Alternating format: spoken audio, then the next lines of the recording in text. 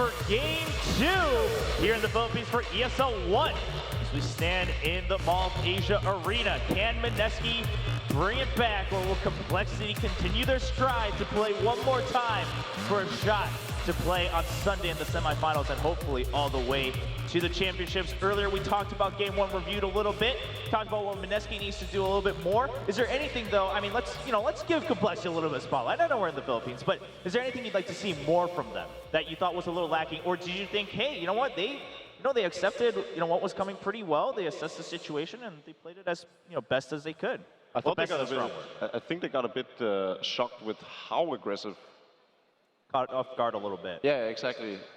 I don't think they were prepared for Mineski just coming at them the way they did, and I think they felt Axe, Lich, these are heroes that can probably stand up to them in the early game, and they just couldn't. Slardar died constantly, when he turned on sprint, that was a death. Ben and I talked a lot about how he, when he got denied by the Axe at the tier 2 tower, we're pretty confident that he turned on sprint while being shadow struck. I'm not confident on that one. I think he did that on purpose, personally. I think he was going to die either way. That's very arguable, but I think... He purposely wanted to die. Yeah. He's like, kill me. Sounds like a Perch thing. I think either way, compLexity didn't deal with the super aggression in the laning stage. If the lanes were standard the way they were, I think they would have been semi-fine. Like, they maybe would have gotten killed a little bit more than they killed, but it was definitely Mineski running over them. So I think they played a little overconfident. They obviously had the skill to bring it back, so I have a lot of faith in them being able to do that again if it does happen, but they could have been a little bit safer in the early game. Right, but it's more of like a awareness thing where it's like, okay, now they got it, they figured it out, so hopefully, you would expect them not to make those same mistakes. Well, we are underway in the draft for game number 2. So I was about to say, I think the trade-off in the first 4 picks is very important to how strong compLexity's lineup is going to look, because the Axe and the Slardar pick are not the most traditional picks, so it actually made the lineup look weaker than it was initially when the picking bans ended. But just the fact that they had the Invoker and the Doom made it so much easier for them to get back into that game, because these two heroes are just so very strong at the present time. What do you think about Mineski getting first pick again? And Radiant. I think it's because they really like that one spot where you can Ancient with Nature's Prophet. Really effective for jungling. I think that's why they That is the one sole reason. It's totally worth losing Roche over. It's straightforward. That was like the graveyard of Mineski in that game, that mountaintop. Here lies Mineski. I think they lost 2 or 3 heroes in that like 3 or 4 times. Did he even have Blink on Prophet there? I don't think so. Because he didn't, right? So he had Maelstrom and the Lightning procs. You can see him in Fog sometimes. So anytime somebody was looking at it, okay, Prophet's on the cliff again. well, I'd rather do something else. It's kind of repetitive here, killing him. But yeah, they got a lot of kills there. If he had a Blink, I would be comfortable with him doing that, but I don't think that was safe at that stage in the game. So, but clearly they like first pick or they're sticking with it. So I think Seafreak's Doom was really, really good in this game. They are going to go for the Tusk instead. I think it also has a lot of value, changing things up and then, trying out other stuff, especially when you're up a game. It's still a very strong hero. I think Tusk is one of the best support heroes in present time.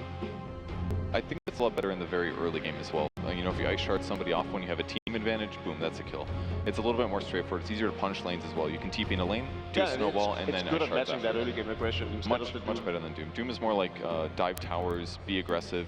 His counter initiation is just not needs the levels in order for him to scale. A little bit harder to react to. So apparently compLexity did choose Dire. Yeah, so compLexity is the one who chose Dire. They were given the choice. Apparently so far this weekend, first team to make that choice when given. I don't think that's surprising at all, given their stats. I'm actually more surprised that Mineski didn't pick Dire in the first game. Anyways. But they seem, that's what they wanted the first game, so they're getting what they wanted. It seems like both teams kind of getting what their preferences are, is just having to work out a little bit better in the end. That's exactly it, right? It's all a question of preference. Like, personally, both for myself and Vegetables, I think we prefer playing Dire, especially if we're going to go for an Nature's Prophet strategy. So that in itself is very telling about what Mineski likes to do. And I would have thought that it would have been the same if they play an aggressive playstyle. You want to do that on Dire side, so you get advantage, take some towers, and then you have a natural Roche advantage to transition you into the late game. So it's a bit confusing to me why they would play aggressive style on Radiant. Right, well, fans so far, shocking the draw coming out this time for compLexity. Figuring that out, you guys talked about it earlier in game 1 as a possible option for Mineski. Yeah, definitely would have transitioned them really well from a early advantage into towers pulling up. Right. if the Drago just gets too much advantage, all of a sudden every range hero is hitting for an extra 50. You can't match that amazing gold advantage, really. You lose a couple team fights and you're stuck with the rest, but if you keep that gold advantage up, it lets you transition to towers and a couple of things too about the bans. I think that completely really smart for banning bounty hunter in game 1 and game 2. I think the game would be completely different if there were a bounty hunter in the last game. I mean, they probably wouldn't have been able to overcome the gold advantage. Yeah, at the same time though, it's Mineski could tell like extremely well, way more so than the support that X factor that can really help the snowball a little bit more for Mineski and make it a little bit more useful for complexity. Trend here can make a lane slightly weaker, but with the creep, if they get a good pressure on each pocket, for example, they can only talk a little bit in a couple of ways, but at the very least, if your other support that talks, you're limited in a lot of ways. You can't zone the Nature's Prophet because you can have experience plus right click, so it will hurt them a little bit here in the lane stage, but it will transition into good pushes and potentially good ganks as well. I think this would be one of the reasons why they would ban out the Drow range. They didn't want the lanes, and that's how they could put down. Chen isn't a very mobile hero, and so they wouldn't have the best tower defense either. So, and you don't want to end up in a tower race where you do trade-offs constantly. And I think Nature's Prophet Drow would have easily have an advantage over any both Chen or a slower scaling competition where you go for late game heroes to match up with the Invoker. So that makes a lot of sense now. Last game, it wouldn't have made sense to ban out the Drow, and they didn't, because they were going for this heavy initiate that could kill off targets fairly quickly. Whereas in this one, they're going to go for something entirely different. And that's what I was saying. I think it's good that when you're up a game and you're in a tournament and you know you're against an opponent who's deemed weaker than you and that you're confident playing against, it's good. It's a good thing to just play differently and take your time out to play different strengths and try out strategies.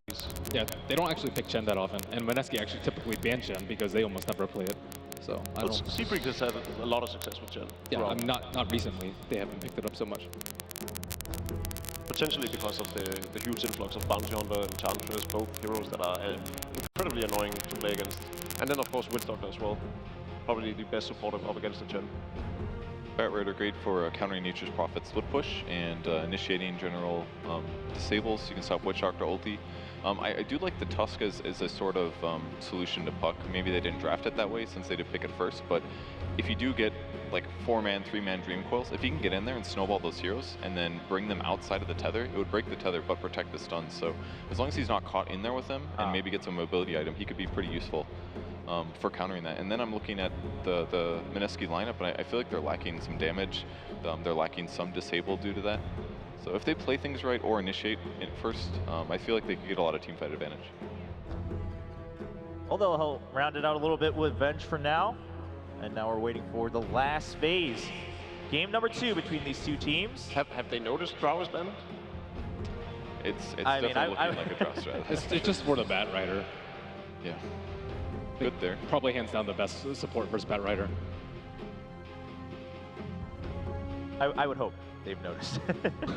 It is a little bit important, I hear, sometimes. Is it worth it just for that, though? That's what I'm looking at. Like, the Wave of Terror is good against Chen. I know. Ventral's definitely worth it. It's a great hero all around, and just having that swap. We saw a lot of games yesterday, just how good a Vengeful when played on a high level can be. It's good for saving, it's good for kill setups. I think it's one of the supports with the most versatility in regards to how you use the swap and everything, and it's... I think you can even first pick it sometimes, and not even be a bad pick. Probably not in current meta, just because of how good some of the other heroes are, but... Well, complexity is almost running down their clock, making sure they pick out their last man. So then on the side of Mineski, do you think there's anything super high priority, like singled out in terms of this last man? I'm sort of worried for the same reason I was last game, but even more so now, because last game they had Night Stalker and Phantom Lancer. This time around, they have no frontliner right now. The last pick is going to be a carry position. So I really want to spend out of complexity, I think, for the carry pick here. Lots of physical damage from Prophet, Witch Doctor, Vengeful Spirit. You can counter that with Warcry. You can clear the Treants very easily, and you can transition. Once he gets a BKB, like, what can Mineski do to stop him? Swap kind of. Apparently nothing. Gives them a setup stun as well, which they're kind of lacking. They've just got basically Tusk. Right. I feel like Sven would be the pick here for complexity. It might be a little slow. That's one downside. not that great at early fights, definitely. So if Mineski does play really aggressive with their carry pick, then it could be a little problematic, especially if they get a lot on the map, block the Ancients, stuff like that. I like Ember a lot more. I think it's a lot more quicker pace, which is what they need versus Mineski. Yeah, I was about to say they need a quicker pace, especially because Seafreak historically has been one of the more farm prioritized gens in the first 10 minutes. Oh, it is going to be PL once again in this game. It's pretty good. They have weak AoE on Mineski, so if he does get to past the Diffusal Manta and gets into an HP item, either Scotty or Heart, then they will have a lot of trouble killing it. It's just time to bust out the Alk. Oh yeah, we saw that Alchemist yesterday. I wouldn't even be past it just like a last-ditch YOLO effort. I think compLexity's lineup is just very well-rounded. It's solid, basically. It's not like it doesn't really shine early on, but it doesn't really have weaknesses either.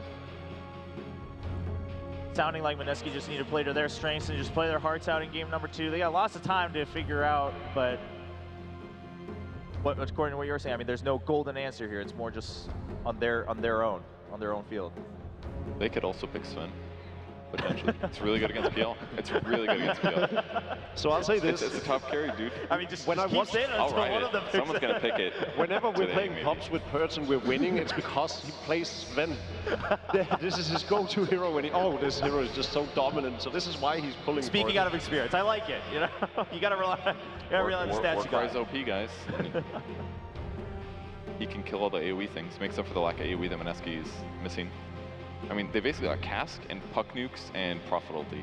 That's it. And they've got to kill Chen Creeps. They've got to kill PL Illusions. Let's do it. Let's get a Sven. It's a Sven. All right, Sven, the golden answer for Mineski. All eyes on Mineski here in the arena. I like Alk a little bit more because of the minus armor. Damn it, Ben. We were like all ready to trade, but it's like, I think he's going to get Kite away too hard. You have to deal with that, you have to deal with like Tusk. I think that's really true. Like Sven is just, it's great versus PL, but it's not terribly great for some other one. That is really the big problem, right? Yeah. Whatever they're gonna pick here, it needs to be something that the tank through the bat, because unless the bat goes on the puck, there's no obvious target. Yeah, that's true. But even then you're to whatever swap position Venge was in. If that's a Sven with I mean, like Morphling, I guess, is also good for Spat Rider, but not that too many teams pick it up anymore. because it's a bad hero now. Yeah. He's great for Spat, though. He's just Morph, right? There's always an answer. And Alk it is. That's not a Sven. It's not a Sven, but it is an Alk. I'm actually with Ben. That's a lot. I think that hero's a lot better than Sven. I'm inclined to agree. Alchemist was the right pick here. Purge, any final thoughts? I'm gonna head my head in. Oh, I was like, hang my head in shame. I was Yes. like, dang. Got it. All Yeah. right. Well, Manila, it is time for game number 2. compLexity put out a good show, but Mineski needs your energy right now. Manila, continue making noise. Continue sending your energy onto the stage. See if we can get a third game between these two teams as they face elimination, as they face survival here at ESL One Manila 2016. Casters, take it away. Take us in to game number 2. Thank you very much, Chobran. Indeed, here we have it, game 2, Mineski versus compLexity, and what a way to end the draft for Mineski. They pick up the Alchemist, Cap. What's up with that? I mean, we were kind of like theorizing what could possibly be the last pick. The Sven was actually a really good option there that Purge was pointing out continually. I mean, But I think it was actually a really good fit here for Mineski. But the Alchemist is definitely the curveball. I personally thought the Sven pick made a lot of sense, actually. And it would have helped dealing with the Phantom Lancer at all phases of the game. It helps deal with the Chen creeps once you've got a good amount of farm. The Warcry is quite good against this lineup, but they opt to go for the Alchemist, which they did against Liquid in game 1. Oh, the smoke, they found it here. Carl's into Magic Missile. In comes the puck with the ult. Swindles is going to get first blooded. Boccarino, he had a great start to game 1, and it looks to continue here in game 2. And a really great part of this is they're also going to be able to scout out kind of what compLexity we're planning on, at least when it comes to the laning phase. And they might even be able to, sometimes you see teams when they go for this kind of like 5-man push into one side, they get the kill, and then they can like push 4 through the bottom lane or something like that. But I think Mineski just really want to be able to make sure that they secure the rune for the Alchemist. Obviously with the Grievel's Greed, utmost importance that you get the bounty rune. Absolutely, and looking at this game as well, we saw how in game one, Mineski were able to do well in the laning stage, the early game. Then in the mid game, it kind of slowed down, which didn't really work out for their draft. I guess when you've got an Alchemist, if it starts to go a bit passive in the mid game, it's all right for you as a draft? Yeah, it's okay, but at the same time, you want this hero. He's kind of works like Anti-Mage in the sense that he's going to get that big injection of gold early on, and he's going to speed farm a little bit faster than most cores, but... Oh, we saw Jules there trying for it. The courier just playing with him there in the mid lane. He won't be able to get it, and we will indeed see it go around the safer way. You know, this was pretty interesting because you were talking about how you were fine with the puck mid versus the Invoker. In your experience from some of the things you've watched, you said that the puck can handle the Invoker really well in the mid lane. Why do you think they chose to run the Alchemist mid instead? I mean, we've seen this time and time again where it just feels like they're okay with giving this disadvantageous matchup mid to Ben-Hur, who just plays these melee cores, but I think it's a mistake just because we saw what happened in the game where Liquid played against Mineski, where their Alchemist was able to get abused really hard by that OD plus Bounty Hunter combo. There's obviously not something like that this game. It might come down to Z-Freak being able to make something happen, but definitely not as difficult as the OD was. Seems like Z-Freak is going to be spending more of his time in this bottom lane. He's got the best creep that you could possibly get in the beginning of the game, the Satyr Tormentor. So this is going to put a lot of pressure on the bench and puck. I think my favorite moment of Shanghai by far was whenever they would fire off the Satyr Blast, like the crowd would go insane. They're just like, we have to have something to root for at this point. You can see already in the mid lane, Jesse, he's certainly been zoned out quite a bit, Ben, doubling the CS here. So having a grand old time at the moment on the Alchemist. And I mean, bottom lane looks very tense. You can see the positioning of both teams. Just waiting to see if they find an opening. And there's your blast just coming on to Jesse. I mean, the best part is, like, Z-Freak, he takes a tower shot. You think he cares? He has 6 HP regen thanks to this Unholy Aura. You get a great nuke, like probably one of the best nukes you could possibly get for harassment, a huge mana pool on the Tormentor as well. And, oh yeah, a nice 6 HP regen for everyone in this lane. There's just no way that Mineski can actually win this. This is nice as well for Ben, of course. 2 minutes in, a second bounty room for the Alchemist. More gold into the bank for the man. So far, things going pretty well for the Out, considering the matchup in the mid lane. I mean, and this is the thing about the Out, we don't see it a lot. I mean, how are you building the Out nowadays, and how would you build the Alchemist in a game like this against compLexity? Do you think this is an armlet build? Or an armlet game, rather? I don't know. They don't really have a lot of burst damage on the side of Cole. I actually think he can survive and maybe get something done with it, but in the first game that we saw it played, he went for the armlet and then directly into the Radiance. That Radiance felt a little bit more like a desperation, I need some sort of farming item, but I fought him. Indeed, they pop the phase shift first here. They come with the snowball. Raging Potato won't be able to duke this out. compLexity, they find it there. Really well planned there by compLexity. They just threw out the lance, force out the phase shift, and immediately snowball him with the double damage. They knew it was a guaranteed kill. But I don't know, going back to the Alchemist, it is kind of a predicament here, just because you have to be able to deal with the Phantom Lancer. You don't want to be pushing this game too late, so I think you have a lot of incentives to try and get your Alchemist in fighting shape relatively early on, and I think Blitz is right about being able to tank up against this team. They just are unlikely to be able to pop a hero like Alchemist if he gets the armlet and maybe goes like eventually the AC build. But Radiance, we also saw the effectiveness of Radiance against a Phantom Lancer in last game, so. I don't think that made as big of a difference just because at that point the game was kind of locked up, but maybe he just decides to go for the attack speed build, get something like a Maelstrom to use as his clear item instead, and uses the armlet just to abuse the fact that compLexity don't have that burst damage. He can get a lot of toggles off in a game like this, and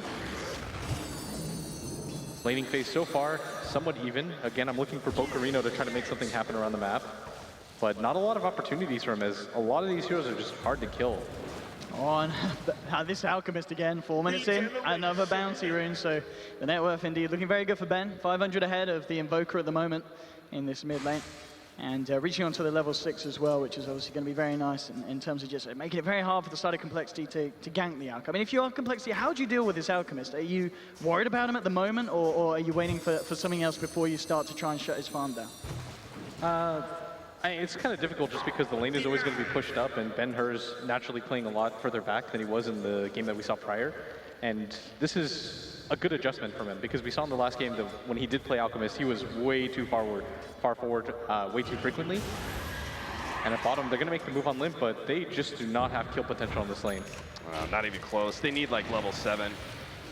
on Raging Potato for them to have the kind of lockdowns. And now Zfree's going to head up to the top lane. He just sent the Batrider back, and Batrider returns with full HP, full mana, and now they're going to be able to run down Bocarino. Yeah, 2 stacks at the moment on him. That's going to be a third underneath the tower. Here's the dive, and they should be able to find. Oh no! The heal, and he's coming in. Jules scaring Swindles off, making sure that compLexity can't dive for that. Nice rotation there from the Witch Doctor. I know Swindles was pretty disappointed with his performance from yesterday. I talked to him last night, and you know, Swindles' kind of player, he's just really hard on himself, but he was really disappointed. And he's going to be kicking himself for some of the mistakes he's made in both game number 1 and now the beginning of game number 2. That should have been a guaranteed kill, but flies off a little bit too early.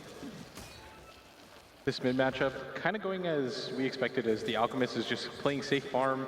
He's got 1 or 2 stacks into the jungle that the Witch Doctor set up for him. Jules hanging around that area. It's kind of the trade-off is this bottom lane is going to be weaker, but they really didn't anticipate this puck dying in the first place. And as you said, these levels just very important for the side of Mineski on this bottom lane, so they can start to try and make some action happen.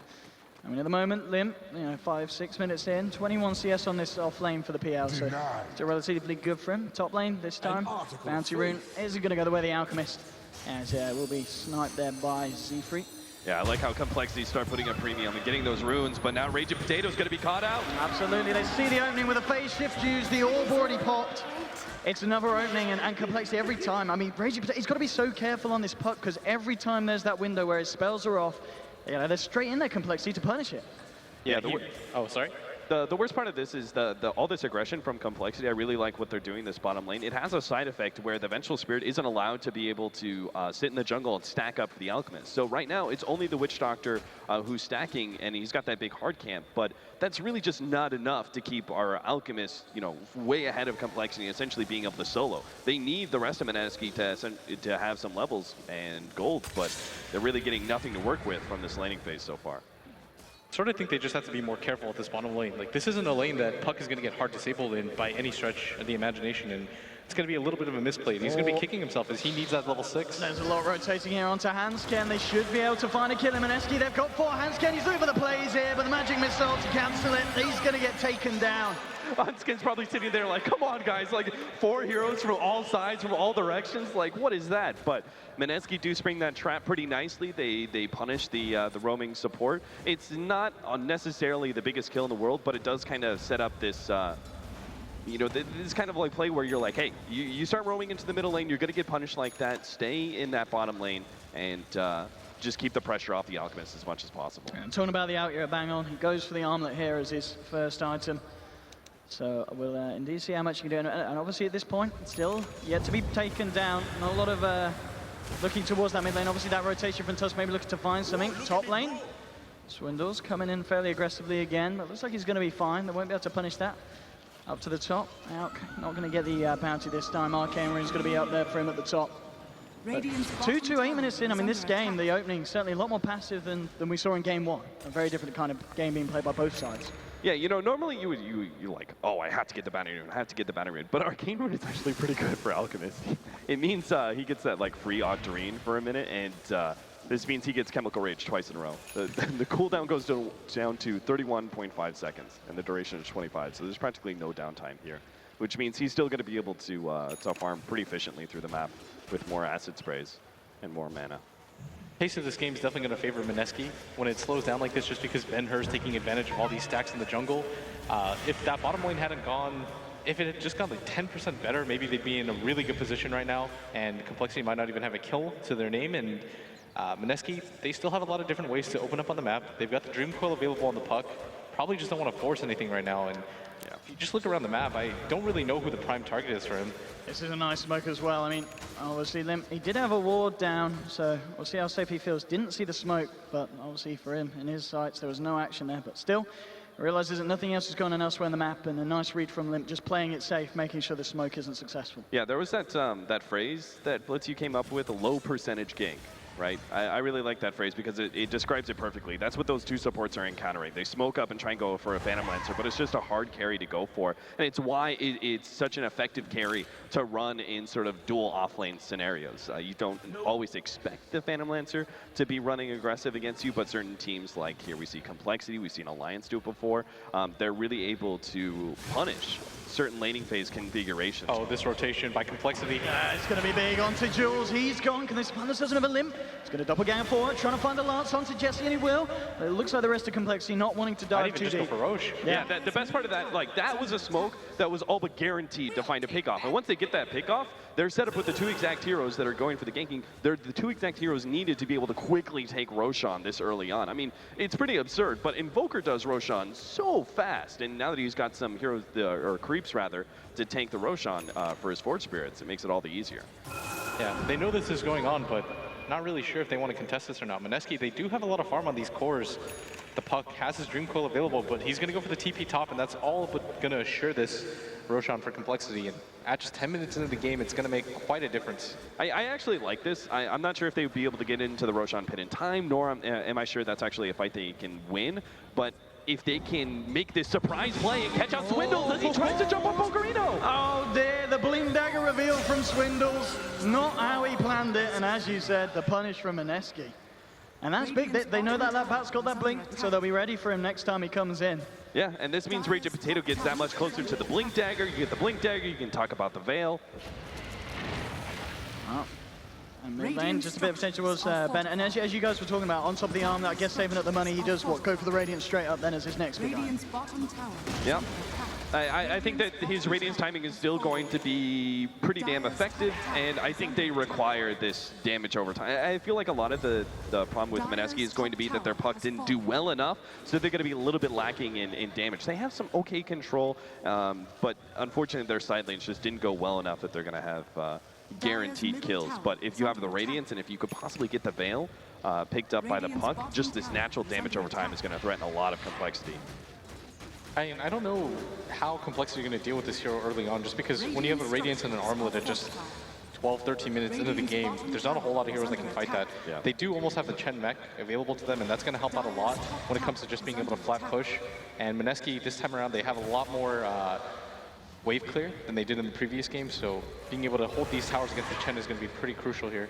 Complexity are still getting some openings, though. They pushed down the bottom tier 2, got some damage there, forced a rotation. Now Jesse's getting a lot of damage on this tier 1, still no one challenging that, and part of the reason is because they know Complexity with the rotation from tier 2 bottom in through mid, they're going to be prepared to fight around this area. And really, Alchemist, he's just saying, guys, just let me finish up the Radiance. If we take a fight now and try and defend a tower, and we lose that, and it costs me, you know, Radiance delayed 2 or 3 minutes, that could actually cost us the game. Yeah, it's just difficult to take that fight anyways. Just you don't have a lot of vision in your own side of the jungle. That mid fight, as we saw the first time around, went so badly for them in the last game. There's no reason to risk the game just when your Alchemist is just 1,000 gold away from your Radiance. He's got a lot of levels of the Grievel's Greed too. Not a whole lot of fighting to be done with just the right click. So get CC'd pretty easily. So when the Radiance is up, this means Complexity need to play like very much a movement and kind of pick-off based game. You know, go for the Battle Rider lasso into the Sunstrike, have the Phantom Lancer TP in with his Boots of Travels, and just kind of like overwhelm one hero and then get the hell out of there. I think they need to avoid full 5 versus 5s like Will was talking about. We can Yeah, see Swindle. here. He's been spotted. See, he's still going to try and maybe jump in. Actually, Mineski, as you said, they've got the vision, the magic missiles there. Puck jumping forward. There'll be a snowball in time from Hanskin. It's only himself in a Dream Cold, just getting dropped on Swindles on the sidelines. They see the rush come through, but now the lasso controlling the Puck. Walrus punch as well. They'll finally kill Raging Potato, but death board for Jules, bringing Jesse low, but Jesse's going to be fine. And now chasing the rest of Mineski back to base here. They should be able to find more. Pokerino falling low. The Spirit Lance comes forward. Can they get the MP? Yes, they can. A second kill for Complexity. Only losing the tusk there. And as you said, it's just they find the opening, and Mineski knew it. They saw it coming, but still, Complexity come out on top. Hey, it's hard to set up a better fight than the Cap. They had full vision of the Bat Rider coming in. There was no way that he was going to get the initiation off, but Mineski, they just kind of clump up, and they don't hard commit to the fight, even though the Puck goes in by himself. Nobody's there to follow up, and they just lose a hero for free. Yeah, which, ooh. They're trying to fight back into it. I mean, you've got the concoction digging up, but the doppelganger out for limp, jukes it all out. Yeah, this is going to be a large part of the problem, is that Mineski, unless they get a really good Dream Coil, Complexity have a lot of ways to be able to disengage. You have the send back from the Chen. Bat Rider's just a hard hero to catch, both him as well as the rest of his team, because of Sticky Napalm and Firefly. You've got Doppelganger from the Phantom Lancer, and then, you know, certain things like Ice Wall from Invoker, which are absurdly powerful at being able to slow down a team fight in slow pursuit. So, Oh, yeah, Swindles, he's got He's just waiting out the lasso, but No, he's not, not committing it. unfortunately, As you said, yeah, ult's still on cooldown. a little bit more time. No way you want to make that rotation anyways onto that tier 1 tower. Just because you don't have the best vision, you don't know where everybody is on the map quite yet. You see people start to head up. Don't need to risk it at all. And complexity, that's a good point you bring up. The doppelganger is so effective against all those slow-moving projectiles. Now they're going to try it. Lasso with the stun strike. It's a lot of burst raging. Can he play his way out of this? Phase shift. But the invoker's coming. Still ticking down low there. Swindles blinks in with a firefly. They'll catch him out. And at the end of the day, the Invis rune to the very end of its duration being very, very useful for complexity, allowing them that kill. But elsewhere, space has been made, and we're now seeing that Radiant stun it out 15 minutes in. Yeah, but I think complexity is really happy with this timing. It's not all about the timing of the Radiance and how much they've slowed that down, but how much complexity gained before the Radiance was actually picked up. They got a lot of kills on the puck. They shut him down really well. He's 0-4-4. He only has the Blink Dagger, but he's nowhere close to the Veil, which again I feel is pretty key to making puck that big transition into the mid game. And allowing everybody's spells to do so much more. I think they can still potentially take some fights. They have to be careful, obviously, around this Radiance, but I think they're actually far enough ahead that they can play into it. The worst part is when you are looking at an Alchemist draft and you take a look at the team net worth and it's in favor of the opposing team. That's when you know you're in serious issues. The Alchemist may be ahead, but the rest of his teammates are so far behind. Oh, Jules, and he get the vision for the snowball time. Only just getting himself out. I mean, Jules mechanically is playing really well, but yeah, he's probably going to go for the Veil just because it is a good item against the Phantom Lancer as well, just so you can spot out which one is the real one. You get some immediate burst damage onto all the illusions where you can just clear it with one wave. But the Bat Rider's getting a lot of farm, and like Cap talked about, when you have a draft that features an Alchemist, it is kind of important to be ahead in net worth because this hero, it's really easy to kite him. He heavily relies on being so far ahead in net worth that you just can't really ignore him. Oh, mid lane raging, jumping in, drops the coil as well, looking for Swindles. He's got the help of Jesse, Jules, the whole gang ready to go, and here's the cast. Swindles out of place and taken down. They punish it, they get themselves the kill, and don't lose anything in return. It was kind of absurd, though, how long it took them to kill a Bat Rider. Just like when they went on around the tier 2. Can they catch this Outcat? He hasn't got ult for 10. It's just Hanskin though. PL, yeah, couldn't get himself boxed in. I think the creep went down when he tried. Now, talking about TPing in, Bocarino's going to join. The cask is there, so time to start the concoction, and they'll get it. They punish Hanskin.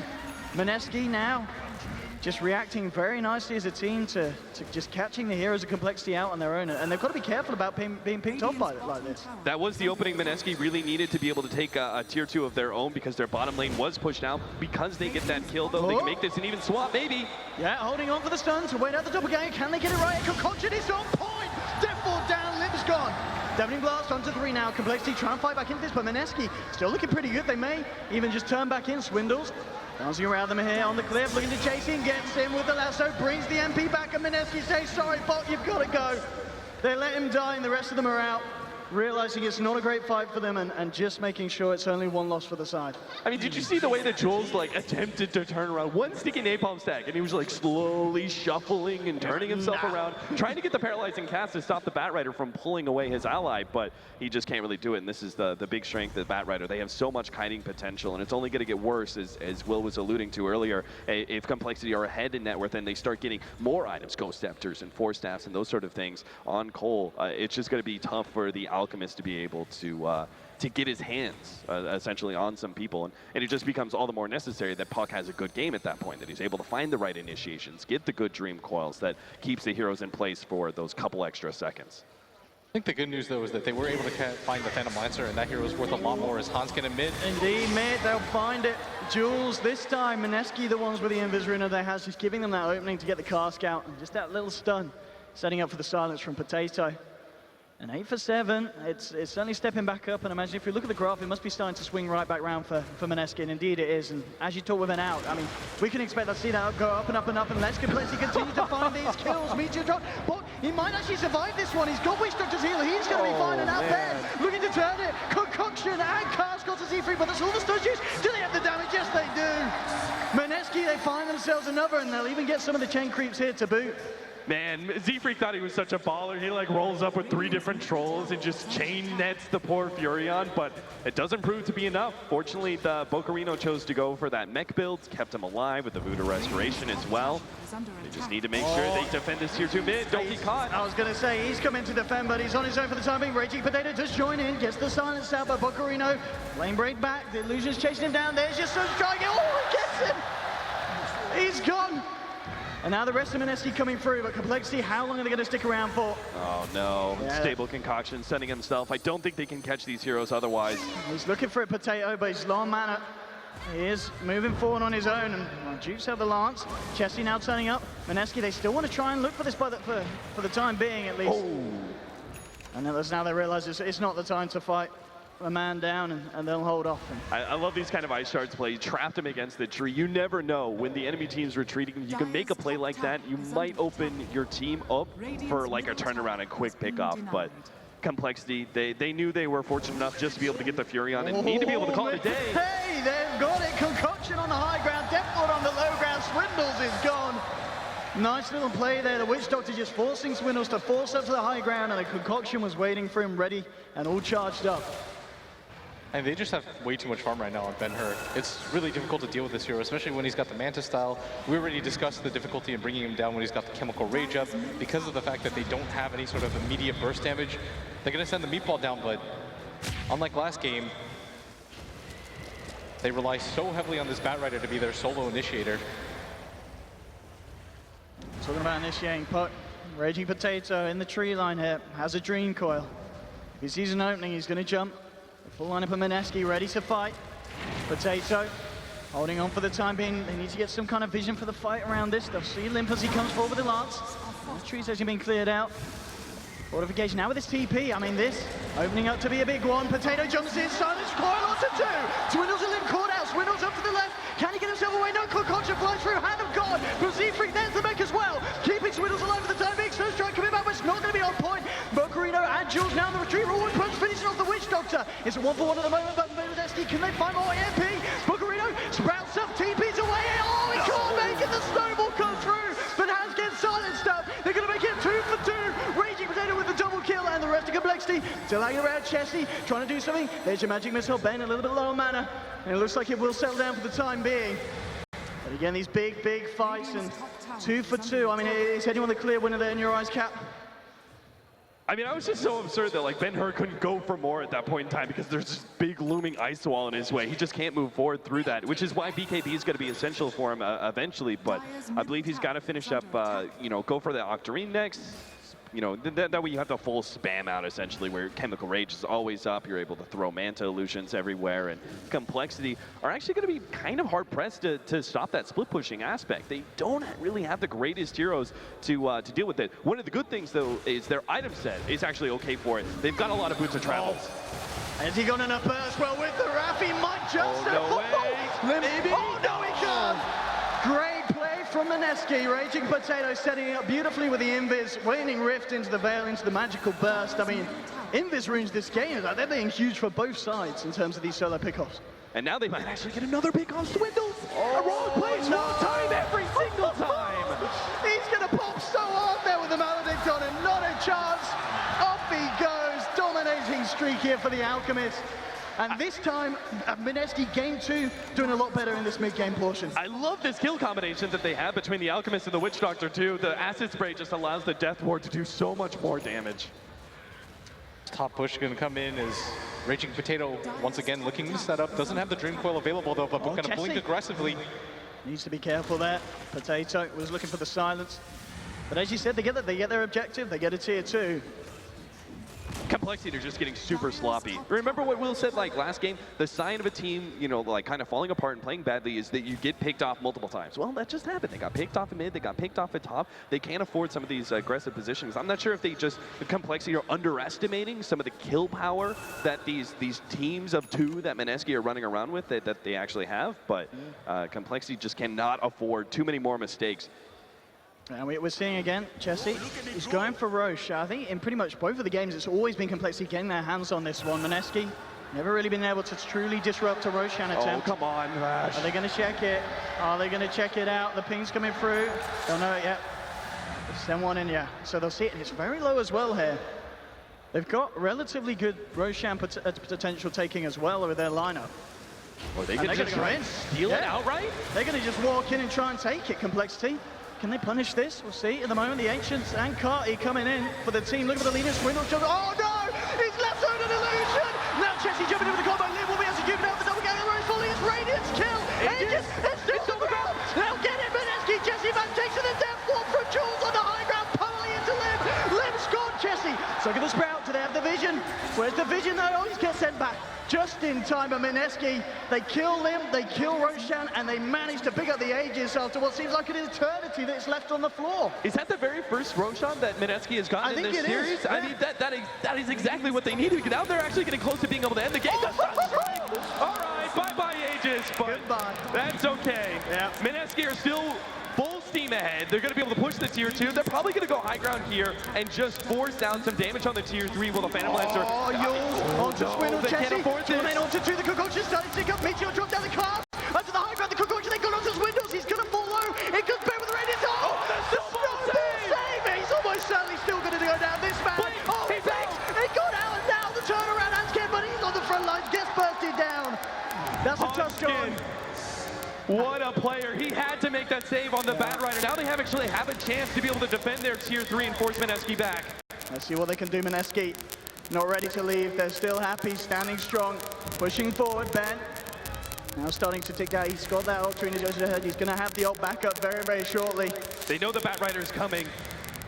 I am very surprised that they're actually still going to position themselves like this. This time he does get the out, but the ult is going to be incredibly tacky. Can they burst him down? Two shots in a flame break here with the Mantis Star going live for the time being. Z3 and Linda already, but then with the dream core, the way he ripped onto 2. The Conjure onto Swindles. Chessie getting swamped back. Magic Mist on the paralyzing class. Bouncing between them. Buccarino, can he get himself out of this one? Still fully low. Oh, yes, he got over. Nearly saved him with the large flies through. The hallucination brother on the back line. The Raging Potato just playing with the Sonic compLexity. Takes down Swindles. He's hiding in the tree line here. This one.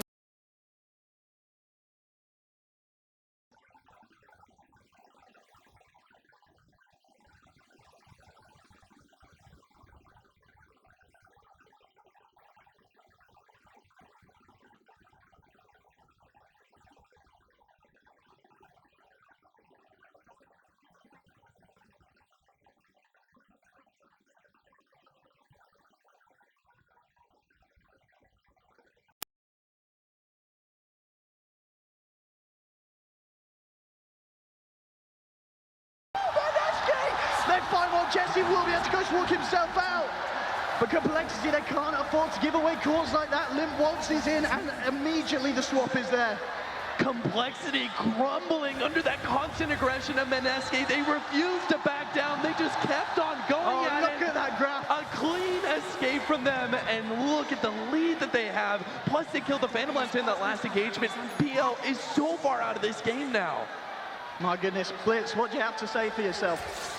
I mean, Mineski, this time around, it just feels like they had a better game plan going into the mid-game. They were able to finally use that aggression and turn it into something like a tower push with objectives. I really like that they finally decided to contest for that Roshan. In the previous 2 games you saw, they largely just gave it up, and this time around it pays off huge for them as they pick up so many different kills. And with that Rax, the amount of gold that they got just from the kills in the Rax alone, there's a fully completed AC now on the Alchemist. The items are just trickling in.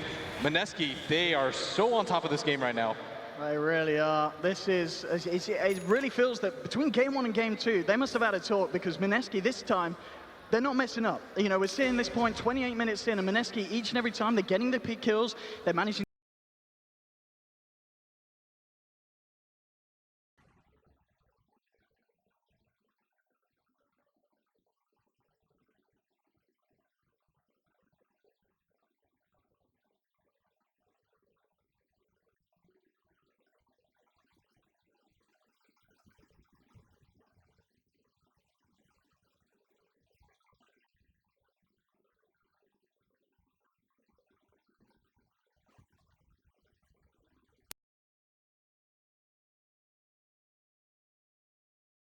Long fights. That's really what's hurting compLexity the most. They just can't burst anybody down. How do you stop this? He just sits there. He's got so much armor. Swindles is going to try initiating onto the Alchemist, bringing him back. Raging Potato jumps in, though, the Dream Core, the silence onto 3. Ben in the concoction over, looking for Chessie. Chessie, he's going to be fine in for the time. But no, the stun still came out, and they'll get it. Chessie's down. 72 seconds, will buy back straight away. Here with the defense, but already Rescue Blazing, fourth back the base limb. Trying to find Bocarino, but Jesse Bash. The gang kills double kill for Ben as they take down Tusk. Tusk, no buyback available. Limb dropping low the radius, Burn taking him out. Bocarino still alive, swap back. Bocarino's going to be saved. Manages to walk it off here on the Nature's Prophet. And again, compLexity just can't stop the Alchemist. They can't do anything about him. And again, Concoction catches 2. Raging gets him with a silence, 2 of the caught out. Chessie and Z3 being forced back. Swindles on the sideline is looking to see if he can do anything, but there's no lasso at the moment. And just the illusions forcing back compLexity into their fountain. It's a second set of racks for Mineski and Raging Potato. He's ready to play. He's just waltzing around in front of the fountain. Orbs away. Lim, can he try and punish this one? We'll get the Lance out, Cosnap as well. Raging has the Yules. And with a phase shift, can he play around them for a little bit? Oi. Goodbye, compLexity. Oh, hello. We're here for round 2. But, no, he's out. He's out. Eventually, some cooldowns are going to come into play. I have no idea what kind of play Raging Potato was going for. Like, he was sitting underneath the throne at some point in time while the rest of his team was backing out, but still, it doesn't really matter. That pickoff, it's small. It doesn't mean anything. Mineski have every lead in the world. Look at the Alchemist's net worth. I know it's an Alchemist, but he's got double the Invoker, who's in second place. 300 CS, 30 minutes in, 6-0-10. Absolutely incredible stuff. And now, who's he giving the Ags to? Who gets priority? I think Puck. Is it the Witch Doctor who's... Oh, no, Witch Doctor's bought his own. So, Alk, you reckon it's going to be the Puck? I think he's the only real target that benefits from it a ton. You've got the Nature's Prophet, and I guess you can keep using him to push in the lanes, but at this point, you're just buying side items for the rest of your team because they know compLexity. They just do not have the lockdown for the Alchemist. You notice they use the Bat Ultimate on him every single time, but where's the burst damage coming from? Yeah, Ben, as you said. TP's back. There you go, there's your Axe Puck, Raging Potato.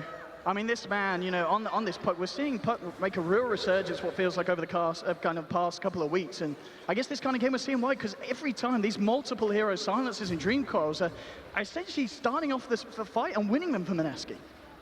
I sort of think that right now for compLexity, that any sort of chance they have to assault the backline and hope that they don't get that 2-man Dream Coil over and over again on their 2 cores. The Invoker needs space to be able to do anything, but it's going to be such a tough task to follow up with. Swindles has to find pickoffs right now, and it looks like he will be able to get one in Bocarino.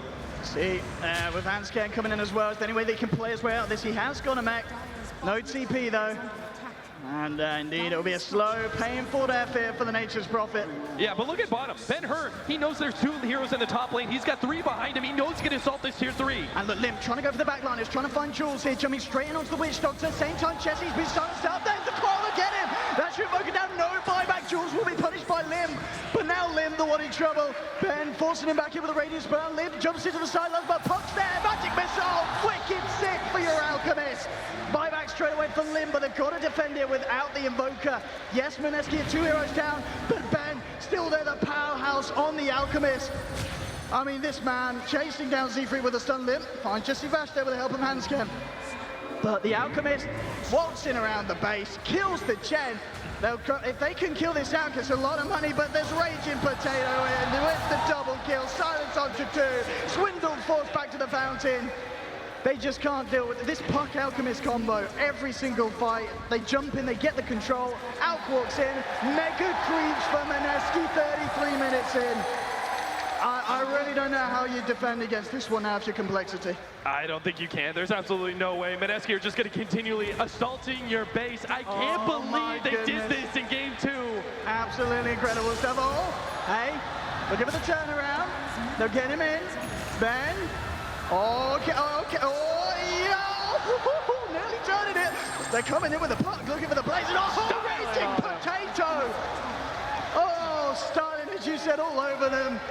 The ancient falls in GG, well played, Mineski. Taking it to a game 3. After what looked to be a weak showing in the mid-game of game 1, Mineski shows they can stand up to a level here on this international playing field and take a game of complexity. Cap, can you believe it? I honestly can. Mineski, they keep their hopes alive in this tournament. First of all, this game too, but the way that they did it too, they made a statement here. Not even your fountain is safe against Mineski once they get this kind of start. I mean, it was such a different game. Will mentioned, you know, they played so much better in the mid game compared to game number 1 and compared to the previous series as well. I really thought that Mineski was just not going to be able to come back, but they did it. Game 2 is theirs, and we have a game 3 coming. Absolutely, and Blitz, I mean, going into game 3, you've just got knocked down that hard by an Alchemist if you're complexity. How do you rebuild yourself and come back in to look to take a game in that deciding match? I don't know. I sort of think confidence is going to be a little bit low for complexity. They barely eked out that first game win. They've got the home crowd behind them in game 2. Mineski, they just look alive right now, and I'm not really sure what the move is for complexity now. Absolutely, and well, this first series here, someone that is certainly turning out to be quite some Dota 2. Don't go anywhere. Game 3 between Mineski and complexity will be right around the corner after this short break. We'll see you in a bit.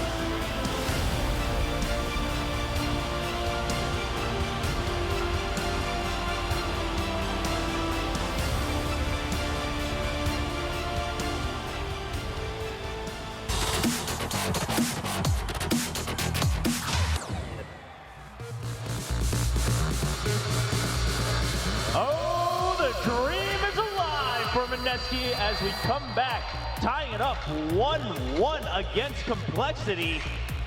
Gentlemen, I mean, what a show that, regardless of result at this point, Mineski putting up a show for everyone here. I mean, complexity on the other side too. Game 1, they're the one who brought it back, but Mineski kept up pace with them this time. And then towards the end, it was just a Mineski show all the way. Yeah. It was a lot more convincing this time around as well. After the early game, I think Mineski just took complete control of the game.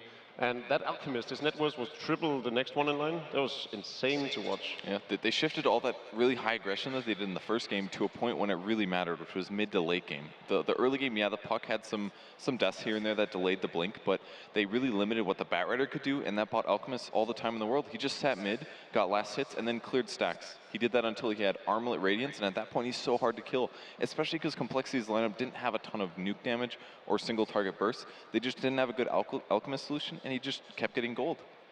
Ben, are you proud of the Alchemist pick and how it worked out here? I mean, you were kind of rooting for that in the draft, and obviously it paid off given the way they played it out.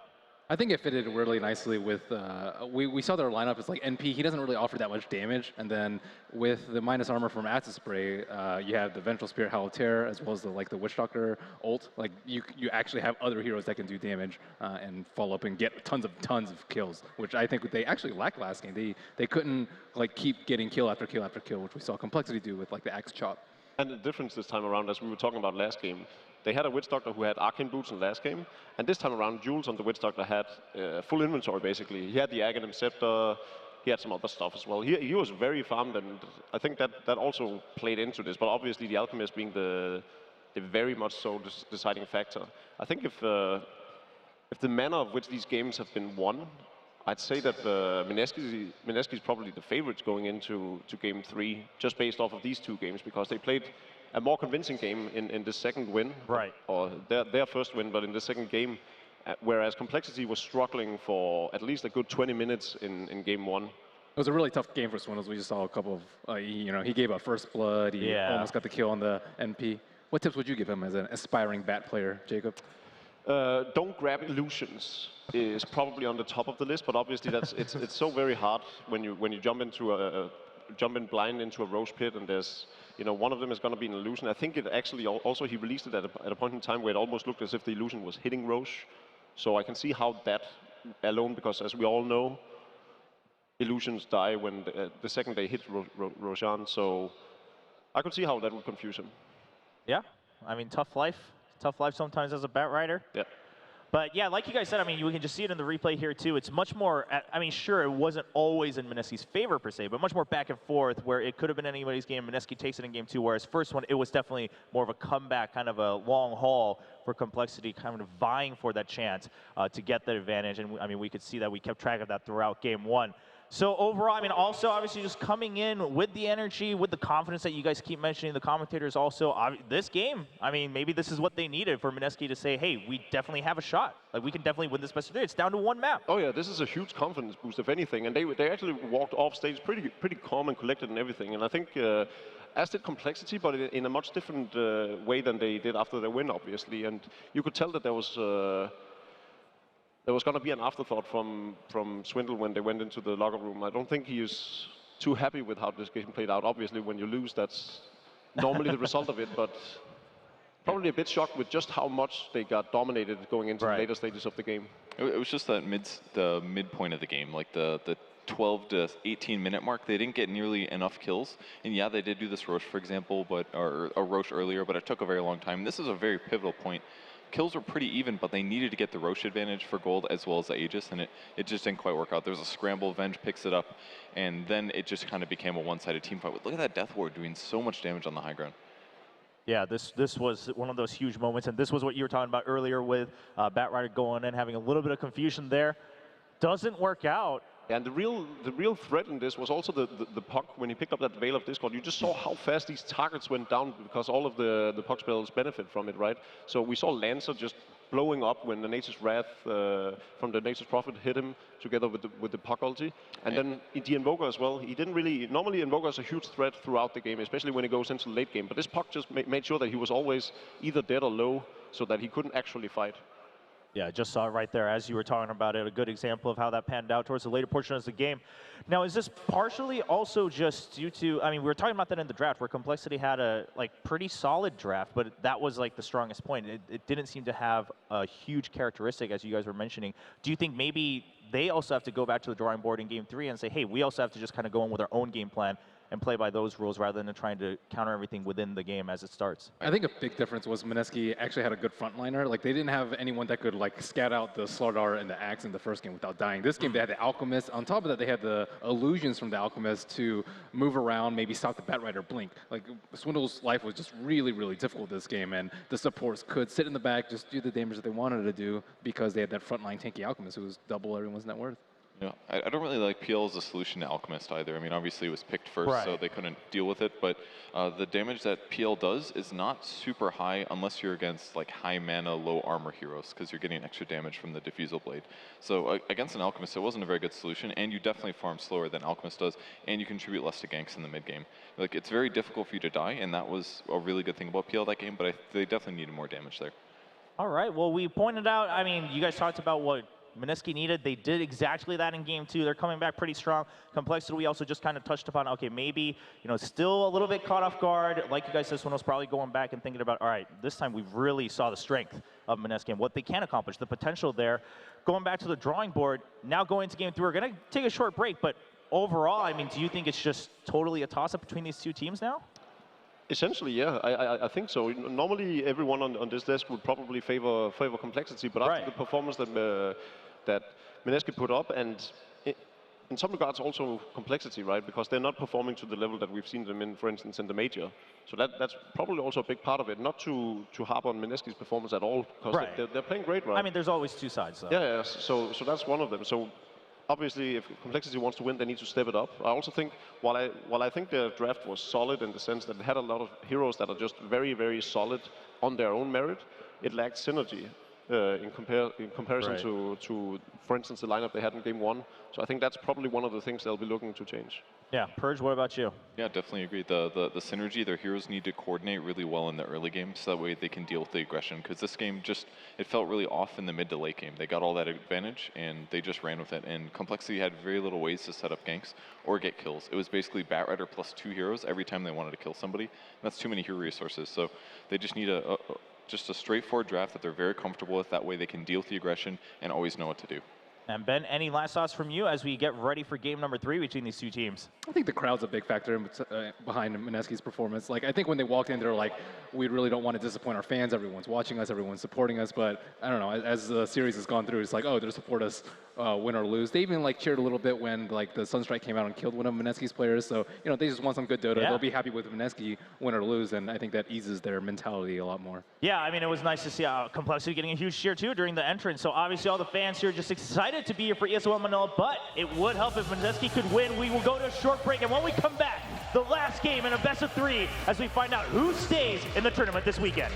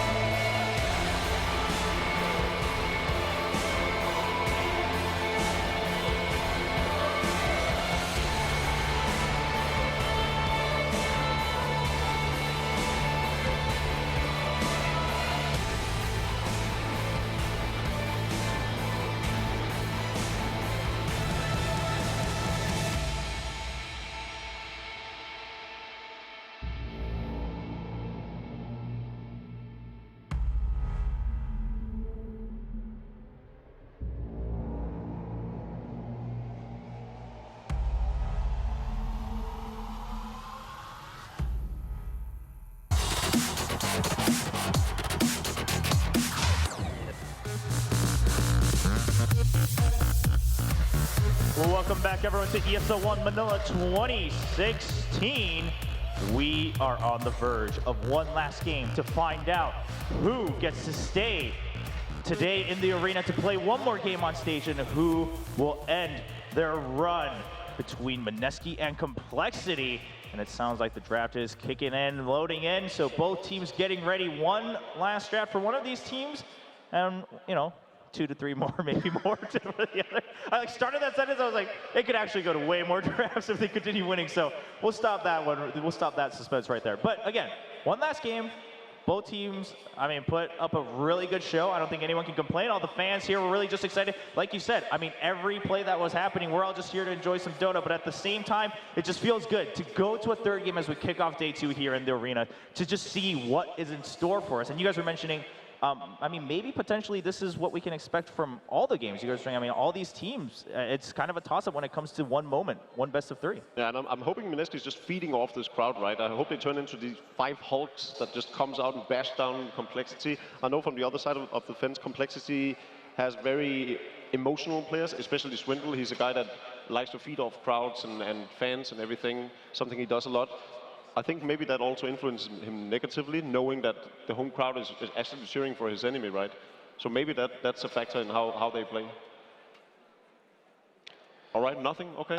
Yeah, sorry. Well, over to you, Tober. All right, well, now that that segment is over, going over to Purge about your thoughts.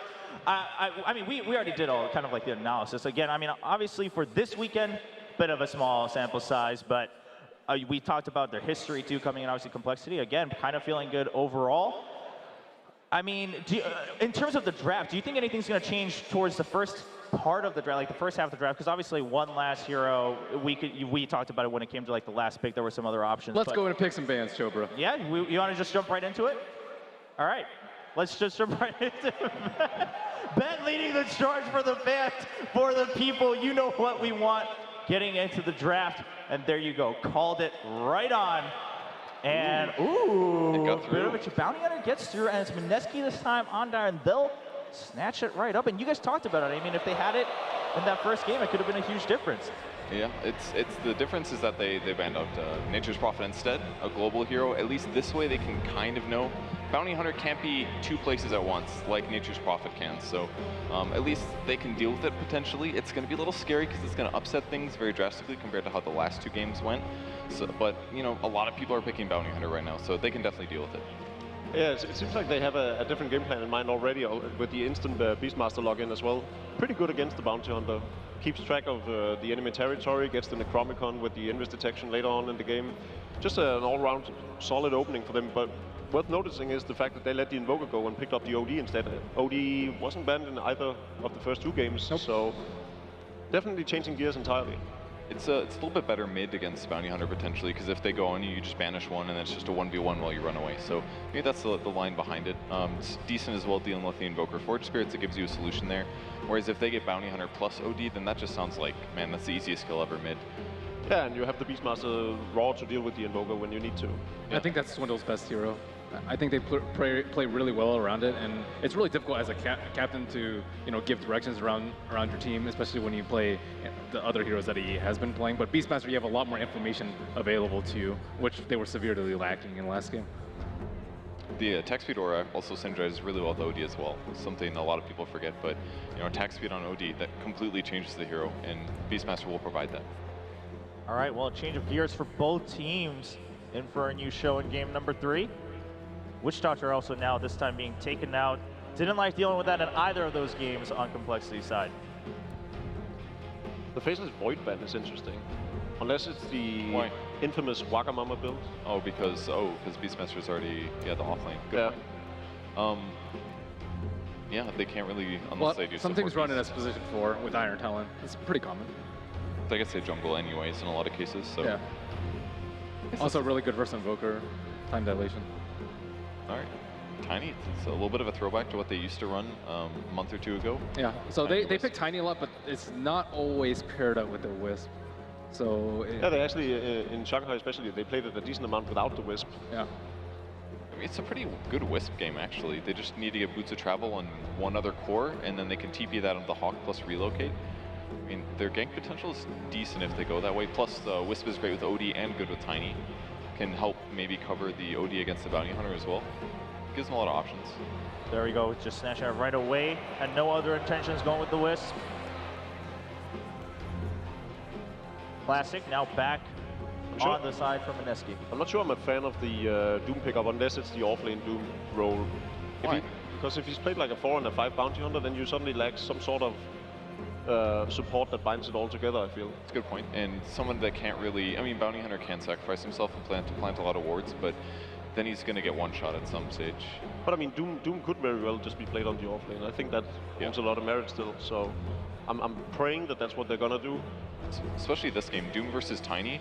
Like, if you're sitting equal levels, he's never going to one-shot you. Plus, Scorched Earth on top of that, you can easily pressure him better than he can pressure you. I mean, Tiny's probably mid, right? Could be, yeah. Is Tiny really better against Invoker than OD is versus Invoker? It's going to be Tiny Wisp mid, and then with the Invoker OD farming the safe lane. Okay, well, is definitely what I would assume. Assuming Doom Lich offlane now. Should be pretty good. Lower attack speed and movement speed of OD. They can definitely dive and pressure him. Especially with the IO being mid, that means that they can definitely exploit the dual offlane. So I actually really like the Lich Doom this game. Lich will be food for Tiny though as the game hits mid game and he gets a blink though. Depending on how the Lich's game is going, yeah.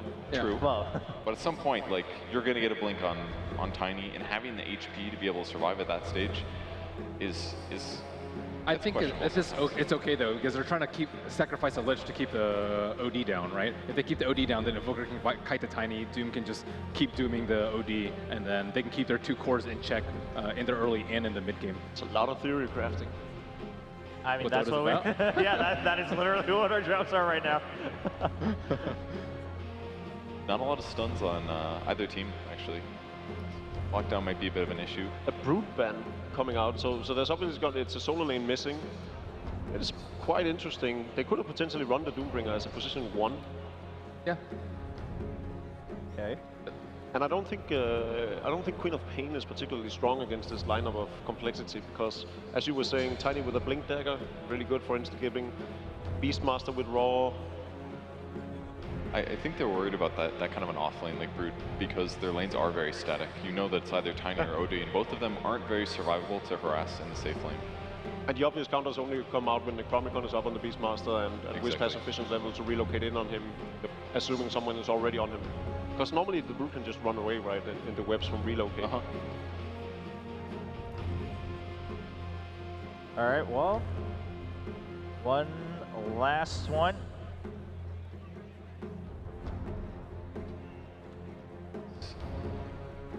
All right, complexity, the last pick that could determine who gets the win here. Already all different. What do you think is severely lacking? I mean, we talked a little bit about the launcher for both teams, but would you expect anything that's a little bit high priority for complexity here as a 5th pick?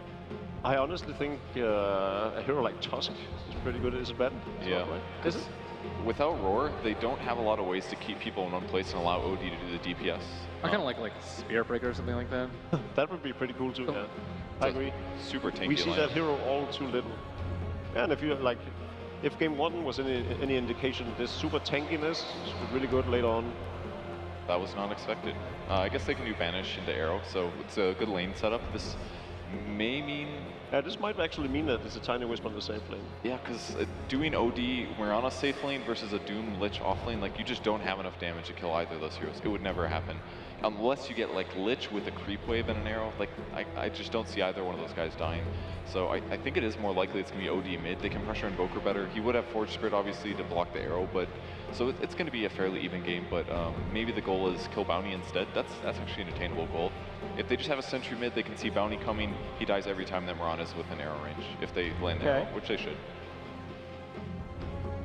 It's a good way to stop that pressure, definitely. So I agree. I think it's going to be OD mid and Moran roam. So this can go several directions, right? They can still pick a solo off-lane hero like a Bat Rider or a Darkseer, or they can pick a solo safe laner. I don't like the idea of a Darkseer here, I don't think. The Iron Shell doesn't synergize with anybody but Bounty and Doom, and in most cases Bounty can't be there. Ooh. Slaughter coming out this time for Mineski. Draft is complete. Ben, what are your thoughts as we wrap this up and we see the roster for both teams? It's going to be really tough dealing with OD and Wisp. I favor complexity's lineup a little bit more. They also have just a nice mix of disables and good setup for relocate. Very good late game. All right, what about you two, Purge, Melk? Any further thoughts as we wrap up the rosters? I'm in complete agreement with Ben, actually. I think complexity's lineup just is overall stronger. I'm a bit on edge with the Slardar pick just because I didn't feel like the hero did all that much in game one, and I'm afraid that it'll just be blown up way too fast, especially if it doesn't get a BKB. On the other hand, it's pretty good against the Tiny, right? And a hero that's already struggling. Yeah, heroes that are already struggling with armor. So, in a bit on the fence with it still. Maybe, yeah. but all right. Purge, what about you? Well, I think if Mineski gets ahead, they're going to have a huge advantage because Blink Dagger coming out on Slardar through Track Gold, for example, they're going to have tons of vision. They're going to be able to jump on people and kill them very rapidly, and I think they just need to initiate first. Don't let Tiny combo somebody down at the start of the fight, for example, and try to deal with the OD and delay his advantage until you have huge gold advantage. Oh yeah, the gang All said right. about... Sorry to cut you off, but the game is starting, and everyone wants to see the game more than hearing you talk about. So we're going to jump right into the game. It is game time. Game number 3 in this best of between these two teams, Mineski versus compLexity. Indeed, here we have it, ladies and gentlemen, this deciding game, Kappa Blitz. What a series we've had so far, and what a game this one's going to be. I mean, the two drafts, Mineski taking a bit of a page out of the book that we saw compLexity bring in game 1. You got 4 of the same heroes of their own draft, and then obviously this Mirana pick this time around for Cole. What did you think about this Blitz? I think it's just a Z-Freak hero. More than anything, it synergizes really well with the Outworld Devourer. It's one of those NA flares where they're going to bring it out once in a while. We saw it a lot when the South American scene used to play it, but just kind of feels like something that will work out. And looking at this lineup, by the way, from Mineski, this feels like deja vu. That looks almost identical to compLexity's game 1 lineup. With I think the only hero that was swapped around is the Axe. For the bounty hunter? Yeah, and it was exactly the same otherwise, yeah. So Do you favor compLexity's lineup pretty heavily here? I think so, Yeah. considering how game 1 went with. Yeah, I think everyone likes compLexity's lineup a lot. It's just got a lot of like very obvious synergies between the OD Mirana combination. You also have a compLexity with Tiny, which is one of the better teams with this combo. And I think Swindle's, like, I feel like his Beastmaster is better than most of his other heroes. In fact, he made a really good game in the Shanghai Major with one of his Beastmasters when he was facing up against Admiral Bulldog. And that was one of the most standout performances from him at that tournament. So I like everything about compLexity's draft, and I feel like Mineski have to do so much work with like the Slardar and the Bounty Hunter in this game to offset what is very clearly in my head a mid-game advantage for Cole. see Jules will get the D-Ward here on the mid lane as he's trying to do his best to harass the two of them. Bottom lane, Swindles. I mean, you talked about his Beastmaster. I mean, how hard is it going to be for him having to deal with both the Lich and the Slardar on this lane? I think you still always do somewhat okay as a Beastmaster just because you can always use your friendly companion Boar. And as long as you're not feeding it away, the lane kind of goes somewhat decently for you just because you can always go for the jungle and Iron Talon yourself. But this time around, Raging Potato should have a much better Blink Dagger timing than Swindles did in his first game, and they really need it. The common thing that we're seeing is whoever gets the jump off in the fights is consistently winning them. And that's why they had to sort of pick the Slardar, because they needed something that could instantly get in there and get the stun off. Jules, I'm just going to play around here with Z-Freak as obviously this gank is going to be spotted out, so should expect to see Ben just play a little bit safer on the Invoker, and nonetheless they'll still try and go with the Avalanche toss. Arrow's going to be coming in, but it's a couple of miles off point there, and Ben's going to be fine, walks back behind the tower, and that arrow from Z-Freak a little bit off. I'm not sure if he expected like Limp to throw the Invoker backwards, and maybe that's why he threw the arrow where he did, but obviously not the combination that compLexity were looking for. You know, one of the kind of cool things about Mirana is that she does utilize the jungle, which usually Bounty Hunter is okay with. You like to be able to face up against junglers. You're very, very disruptive. But obviously Z-Freak, all he does is just shoot an arrow, kill a creep. That's literally all he does. So it's very unlikely the Bounty Hunter can do any kind of sapping like he normally does against heroes. I sort of think this Wisp mid is going to be really effective, and Jules, the star of game number 1 in my opinion. Oh, they got that trying to cold get snap. something done. Yeah, straight in with Jules as well. One more touch should bring him low, but Hansket's going to be fine. Starts to pull up now. Limp frontlining quite a bit. But yeah, they play around it. And I mean, as you said, Jez, this IO pairing is going to be very hard for the Bounty to really catch out unless one of them is very much out of position. If anything, I think it's time for him to head down to like the bottom lane even. We already have this Lich Slardar. If you can actually get a little bit additional slow, maybe he can get that kill. I'm just not sure he can get a whole lot done in this mid lane right now. They just don't want to give the Invoker this disadvantageous matchup because it's really easy for Tiny to just blow somebody up, especially with the Mirana roaming around. And I think this is the biggest danger right now, is that Z-Free can just instantly go from top to mid, and they don't really have the best vision for him either. They've got this jungle warded, but they haven't really had to rely on it. The arrow's going to come in the top lane. Setting up with the Astro, but the timing's off. Z-Free, unfortunately for the side of complexity, mistiming that one, and Bok's going to be fine. I mean, at the moment, this matchup, 16 for 7 on your OD, 10 for 1. I mean, do you expect the Doom to find this much CS in this pairing? I think he's just, the only way he was able to get that much CS is just early on in the laning phase. Otherwise, like, as the laning phase progresses, he just won't be able to do anything. And there you go, you talked about Jules needing to rotate elsewhere. He's coming on the bottom, and that will secure Mineski first blood. So, as you said, take your eyes away from the mid lane and take your attention down to the lanes that are going to be much more easier for Jules to punish. If only compLexity could have gotten that first blood with the arrow atop. That definitely should have been it. They would have had enough damage. Just 2 or 3 hits of the Arcane Orb. The Doom doesn't really have a lot of armor, but Cap, I know as a bounty hunter player, oftentimes when you roam around, you don't find a lot of success in that mid lane, and that's where it kind of goes, the burden lies on you to make things a lot easier for the off lanes. Yeah, I feel like there's a lot of pressure at that point when you rotate all the way over to a side lane to make that gank work. And I think it was like Jules just breathed a huge sigh of relief. He's like, oh, that gank works. All right, I have boots. I can get Orb of Venom as well. And, you know, I've had some impact in the laning phase, essentially, because that's obviously what the bounty hunter does best. And he's going to go with this as well. He's chasing this down, raging, coming in, gets the crush off. There'll be a ball to try and help Swindles, but Jules, he's got that Arcane Ring, so he can come in hard with a few of these hits. It doesn't like it's going to be hard enough. Swindles will be able to survive, and he does have a salve ready as well, so still maintaining his place in this lane. But actually, just I didn't quite look at this again, a mid lane, because they're trying for Ben and get the arrow misses. They've got the toss damage. Ben, he's going to be able to get himself out here. One more touch, Z-Free. He'll redeem himself there and allows them to find that kill in the mid lane. I think he got tossed back in, and then he just turned and went for the Wisp, which was fine, but with the extra help of the Mirana, he wasn't able to escape that. And I mean, as I was going to say, mid lane, they're trying again for it, but he's got the heal here of the Scorched Earth, and it's going to be just enough. Bok able to walk that one off here with the regen. Bottom lane Swindles, giving it some against Jules. I mean, is this expected? I was looking at the Beastmaster CS. He's only got 4 CS, 5.5 minutes in, or is this totally expected for this lane matchup? Pretty much expected.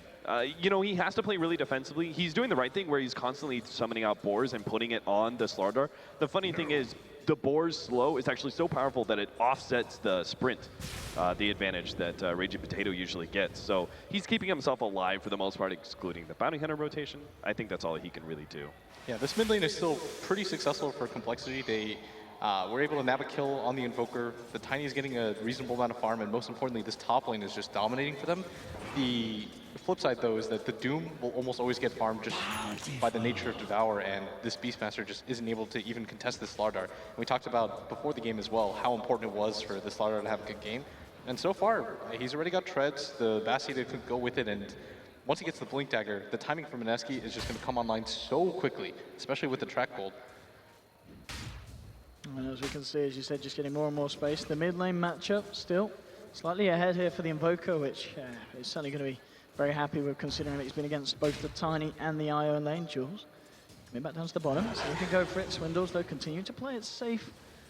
Yeah, they can't quite get in. Jules coming a little bit too close to the tower there, so Swindles, he'll keep on his guard, and we're going to see him die. But mid lane, trying to make a go on the Invoker. They've got the toss. There's your arrow this time at some point, and Cole, I'll get the kill this time with the rotation from Z-Free. You know, I was just about to say, I feel like Bounty Hunter is taking the success of the first blood at bottom lane almost to the next extreme, where he's like, oh, well, I'm constantly going to go bottom. But no, Blitz pointed out he needs to be in the mid lane to be able to help the Invoker against this combination. At the very least, if they go on the Invoker, they do this whole combination. As a Bounty Hunter, you need to be able to like step in front of the arrow or something. You know, stop this full stun combination with lots of nuke damage on one hero and prevent the Invoker from going down, because compLexity are winning essentially 2 of the 3 of their lanes, and putting more pressure on Swindles isn't doing anything. Oh, just hanging around a little bit at the wrong time there. Nearly had the potential for a courier snipe.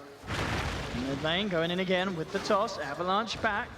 And he's got the help of Jules this time. He'll try and turn it a little bit with the cold snap on the hands, get the shuriken as well. They'll get the IO, but they do lose the Invoker. Now Jules, he's got to run, he's got to hide, and he can't, indeed.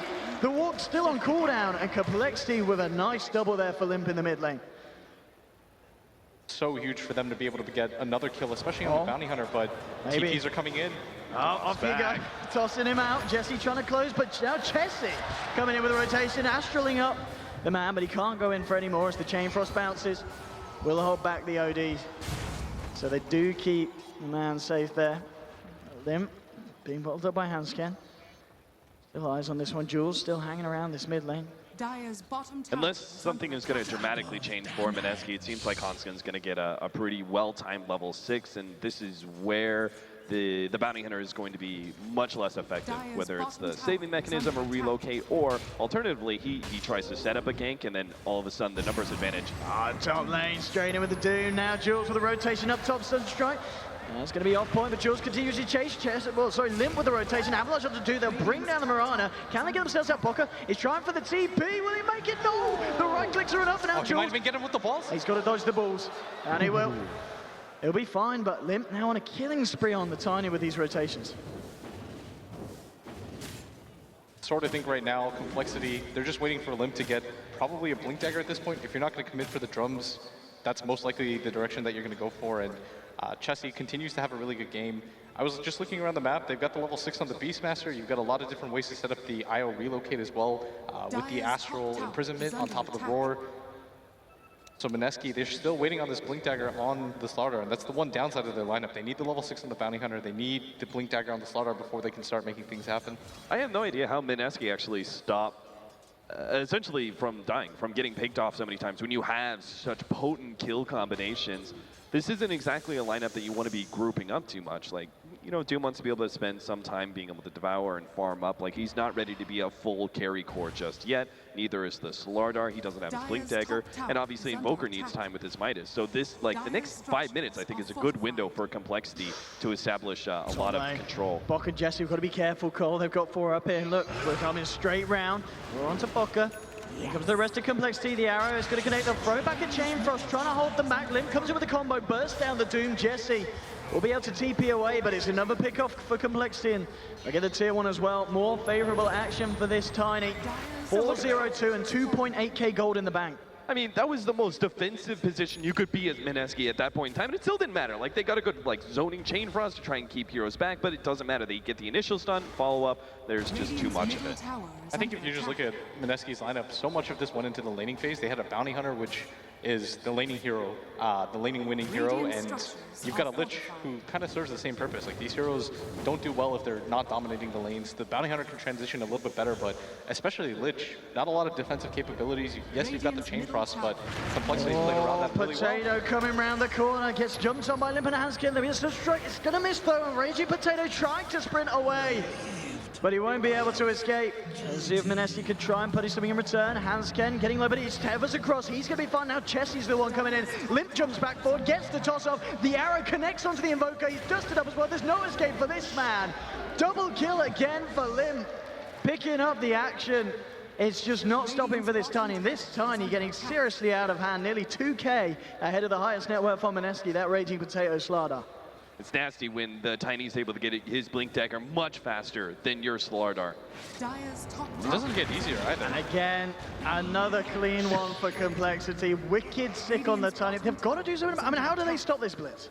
I sort of think they can't really. They put so much into this laning phase. If you just look at their lineup with the Bounty Hunter and the Lich, like we talked about, this was meant to win 2 lanes definitively, and then you had a Doom that could eventually catch up with Devour, but they just haven't been able to make that happen, and so now everything has been delayed like crazy. Yeah, it should have been a clean laning phase into a Blink Dagger, just gets slowed down so much. It comes, yeah, it's the 2 support choices from Mineski combined with the fact that compLexity just have really strong dual lanes that doesn't allow Lich or Bounty Hunter to abuse you too well. Bottom lane, Potato. Line this one up. He's got the back up, though Jules, he gets the Amplify off in time, so they will have the vision. Jules trying to chase, but the ball slow. It's going to be enough for Swindles, able to walk this gank off. Yeah, how absurd is that? Oh, that's cute. You get a 44% increase in movement speed via sprints, while Boar reduces 40%. So it doesn't do anything at all for the Slardar. Yeah, and most importantly, you start to notice the landscape of the game where you give up this mid-tier 1 tower that you know is already really crucial. You gave up the top one, so Mineski have effectively just lost control of their jungle. So now they're going to have to play in this Radiant side jungle, but that's so dangerous, especially with the Hawk up at all times. They're going to make the move again for Swindles, and you notice everything is shifted from Mineski. They're only going to play in this Radiant jungle because Limp with the Blink Dagger is just hunting now. And they're desperately trying to find something in Mineski. Got eyes onto Chessie. No one really needs to follow up. Chessie at this point, fairly tanky as well with the treads. Drum's complete. He's got 1600 in the bank. So not really the hero that they want or can jump onto. The funny thing is, even if Mineski gets some like crazy good team fights or pickoffs or something, they're not even going to be getting, like they're not even going to gain that much ground since Bounty Hunter is still not level 6 yet. What's usually the timing for that, for the level 6? I think at latest, usually about people 10 in a grab good game? Yeah, about 10 in a good game. I'd say 13 minutes in, it's a little bit later. It's understandable just because they haven't been able to get kills. And they just don't have the kill potential. And talking about the bounty, he's going to have to stay on the sidelines a little bit more, waiting for that 6 as the gank comes through. He tried to go for a bit of a tickle onto Z-Freak, but Mirana had the dust, and there's always going to be that relocate coming in for the turnaround. That was kind of a bad example, but this is what we were talking about when it comes to the Bounty Hunter rotating around. Like, he wasn't trying to set up a kill or anything, but even if that was an attempted go on the Mirana, the relocate is just going to offset the numbers advantage that you think you have. They're going to pop a dust, they're going to run down whatever heroes they want, especially when complexity already so far ahead. I mean, Lim's halfway through his axe already. You noticed too? Ridiculous timing. 8-0-3, and nearly level 11 as well, just having that. At this point, I get 14 minutes in. Jules, just coming in on the bottom. On his own at the moment, pings. I think they're going to fight this. Yeah. They've got the Slaughter Jules, Blink Dagger. he's revealing himself here. They'll jump forward and burst him down fairly low. Avalanche, that's going to kill him. Godlike Tiny now. And Jules, I mean, he keeps trying to poke at them, but every time complexity just catching him out, and they've got more than enough burst to deal with this Tiny every time, even when they can't see him. Dire's bottom tower Bottom, not really sure how Mineski decided to defend this. They have smoked up, and like we said, they want to take this fight because they got the Blink Dagger, and it doesn't get easier for them. Owen. There's no item that they're going to pick up next that'll really change their fortunes, aside from this Blink Dagger. The Slaughter doesn't have a better build-up item for this. So they're going to look for this, wait for their Bounty Hunter to respawn. Just manages to hit his level 6, but it does look like Cole want to take this fight anyways. Using the Moonlight to close back in. Make sure they're not scouted out. We'll see if they get anything here. Raging Potato. He's going to get off. Gonna throw a Sunstrike, get some intel. Hansken, he's going to get the dust onto Jules, and again, Jules got to be careful. Chessie gives him a touch and then backs off the arrow. Not going to connect this time, and it looks like complexity just opting to back off here. I mean, Roshan is up. I mean, are we going to see either of these lineups try for the Roshan anytime soon? I just think it's more likely that Mineski might go for it, if anything, just because they might just feel like they're pressured to. Yeah, it's a desperation play, right? With the Slardar amplified damage, you can do it, but it's kind of one of those like high risk and relatively low reward plays. This is we have to do something with this smoke. If they can find a pick-off, and then they just find that opening to go for it. Yeah, Treckhold is still Treckhold. There have been many games where you watch a Bounty Hunter play, he has nothing, and then all of a sudden one fight goes well, 3 or 4 tracks happen, and you've got a mech, and suddenly you can team fight, but you need to get something out of this opening Blink Dagger, and they might just find if Hansken. they find this indeed, straight up with a stun, into the Sunstrike, Hansken tethers away though!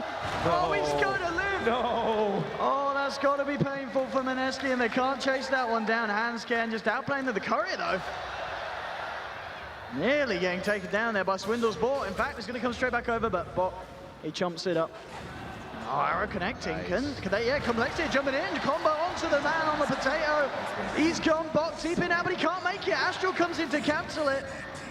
And looks like the 13 for 4 is going to turn into a 14 for 4. Another pick off for complexity. And Mineski, when they try their best to look for some favorable action, complexity just come back hard and smack them right back down. Z-Freak made 3 different plays there. First of all, he was behind him and hit him with the arrow, stalling up their retreat, right? So free pick off there.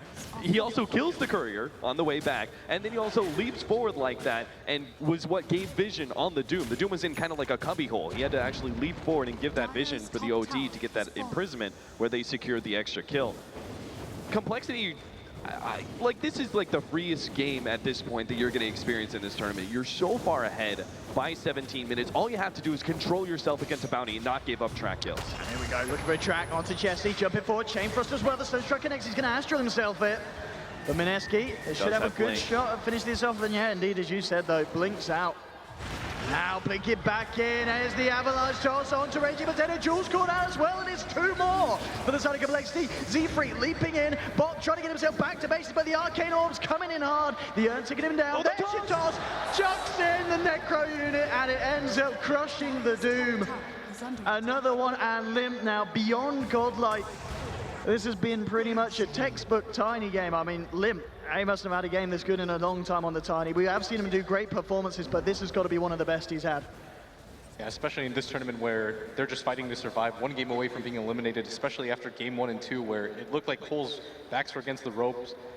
This game just looks so dominant through and through, and Mineski, they don't have the personnel to fight anymore. Doom is a hero that you kind of want to chase with, you want to get that Doom off, but he can't really gap close on anybody, and Bounty Hunter just doesn't provide anything in these team fights. You really are going to need a lot of that track gold from Jules to close the gap that's been created between these two sides. I mean, if you're Mineski Cap, what is the play? I mean, we saw them try and go for a smoke. It ended up getting turned around because the team fight from complexity is so strong. I mean, is there a point where you're just waiting for complexity to come to you and you're looking to try and kind of jump back in off the back of a bad engagement from Cole? No, I don't think there's any way for them to still feel optimistic while playing passive. I think you're eventually just going to be stuck in this sort of atmosphere of fear and suffering and just kind of sitting back waiting for the game to end. Even though you do have the minuses, that kind of plays into increasing the longevity of the game in some ways. If you look at complexity's lineup, though, it's just so much better. Will keeps on saying, it's only going to get worse. It's only going to get worse. Well, Limp, he's got a plate mail already. He's going to have an AC. The carry Tiny is going to be in full force, and it's not like he's the only guy they have to deal with. It's also the OD. I think Mineski just has to keep going, essentially. You just be like, all right, damn, all the kills that happened before, this time when we play aggressive, it's going to work. Just stay positive. I mean, Blitz, in an ideal world, if you're Mineski, you're looking at that Tiny, he's on 12-0-4. Oh, that thought though, because Jules, he's been arrowed up. And again, this Bounty getting caught out. But talking about bounties, who do you want to be getting that money for if you're Mineski? Who could really turn the game around if they're able to get that final touch onto a Tiny? I'm not even sure, because the Slaughter doesn't really benefit from having another item here. It's not going to change anything. The Invoker's kind of in a similar situation. It's go time. Oh, they can't quite get the Doom. They jump in, they get the Crush Amplifies as well with the Doom. The Sunstrike, everything being thrown out. Who's going to get the money? Oh! Payday here for the Doom. 1K gold straight up for Bot, and he's up to 2.1K. Now, we talked about what the big item could be. If you're the Doom, you've just got 2K. What are you buying? Sort of think even a Blink Dagger would be okay here. And oh, if they could find more, talking about the Blink jumping in there. Reggie Potato, and they'll get a second. Another big kill at the same time. Complexity, they will find a tier 2 on the bottom. And Mineski finding 2 very, very big kills there for the side. They're going to just take this tower, and they're going to have to back up, especially against the Necrobooks. Radiant's top tower. I don't think we've talked about the OD in a while, but this is where I think that Blitz is totally on point with the Blink Dagger pickup, is that the OD is going to be a threat, and somehow Bocarino has to address that. If you can blink in, take the OD out of the fight. Oh, he's going in so hard there, and Z-Freak and Chessie are on the sidelines. They do know Chessie's there, they've got the trap vision, but Reggie Potato doesn't seem to care. He's still hanging around here. Jules trying to come in, and Doom is coming through as well, but they won't be able to catch them out. TP away there from the Beastmaster, and top lane Ben was just pushing it in, but keeps himself away from that Tiny. And still Roche is there. Neither team's trying to attempt for it as of yet. I guess if you're Complexity, you don't really need to, and I guess if you're Mineski, it's a little bit too risky still to try for a Roche.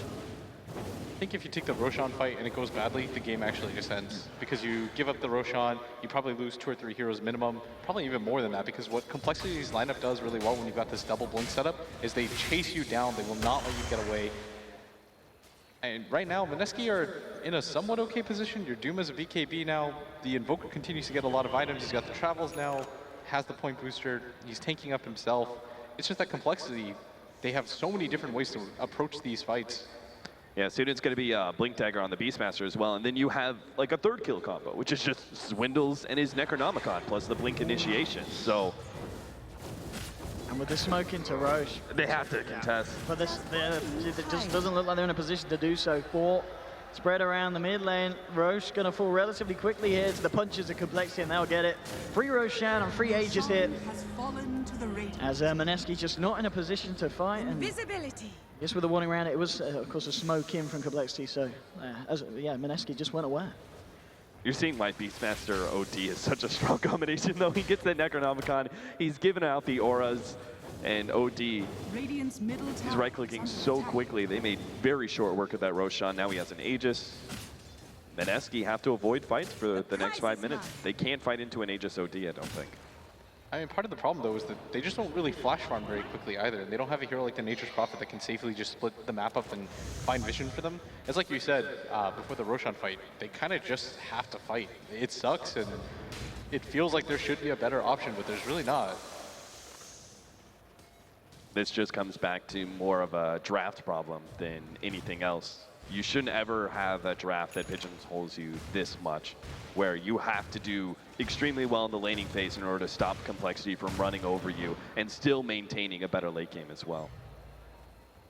Jules, he's just going to scout. He has to just be so careful about revealing himself around these guys. They've done such a good job, by the way, Owen, of constantly getting him whenever he does anything. Like, if he pops out of Invis for half a second, they have done. On him. Who's coming in? Again. Chessie just getting pushed. We'll see if Mineski want to do anything to react to this, but still Mineski a little bit split up. You've got Invoker down the bottom pushing it out, top lane Raging Potato on his Slardar trying to work around this top lane, and the rest of them in the base. And see with the smoke from Swiddles and Z-Freak if they do find anything. So BKB on Doom? Dire's Are you middle down? tower is under attack. What other item is really going to do it for him? I mean, if it wasn't the Blink Dagger, I think BKB, that was It the does item take it the- had to be. Yeah, it takes away a lot of the damage from complexity. Yeah. You can't burst him with the hits from the Tiny. The Arcane Orb suddenly doesn't do Dire's anything to middle you. tower is under You attack. still have to run into a lot, though. There's Yeah. the Roar available. Part of the problem, I think, is that he's going to be lacking in damage because he went for the Max Devour build, which is fine. They were like, he had to get farm, right? But he doesn't have the maxed out Infernal Blade yet. So if you're popping that BKB, you run in Doom, you need to be able to have output some sustained damage, and it really comes from Infernal Blade. Otherwise, complexity is just going to be like, okay, you doom someone, but we're just going to ignore you from here on out while you're BKB'd and just deal with the rest of your team. So he needs to actually be more of a constant threat than just his ultimate, and that's going to require 2 more levels where he can get that really low cooldown. As you can see at the moment, just Mineski staying up in their base, being very careful about any movements outside of it. Jules sometimes coming out on the bounty to get a bit of vision, bit of intel here for the team. complexity, just standing strong. We can see at the bottom already trying to push in that third lane so they can have all the lanes pressured against the side of Mineski before. I mean, I'd imagine we'll see a high ground push anytime soon. Surely complexity is strong enough by now. Yes. Or are they waiting for anything? Is there still another big item that they'd like to have to be super secure? At the same time, I don't know, Blitz, what's your philosophy? It feels like it's never bad to wait when you know you have super late game. I'm not really sure what Mineski is even supposed to do in a situation like this. I feel like Cole just they buy a gem, they can sit outside the base forever, rack up gold everywhere. They know that jewels won't ever leave the base, and then eventually maybe Mineski gets fed up enough where they're just like, we have to make something happen on the map, but it's just a rough situation because no matter how you twist things, Mineski are kind of in a hole right now. Yeah, if complexity do what Blitz is talking about, just starting them out, the only play Mineski has is pushing out S5 with a gem of their own and trying to take away vision from complexity, or smoking. And both of those options, like, you just have so few smokes at this point in time. They only have one left in their shop, and a gem, obviously. Raging. Has to be careful. Very, very close to having the money for his own BKB on the Slardar. It would have been a very painful Dire's death. bottom tower You do have the is Ags, under though. attack. Ben-Hur is picking up the Ags on Invoker. That hero is one of the toughest to push high ground against. That is a small little bright point in Mineski's current situation.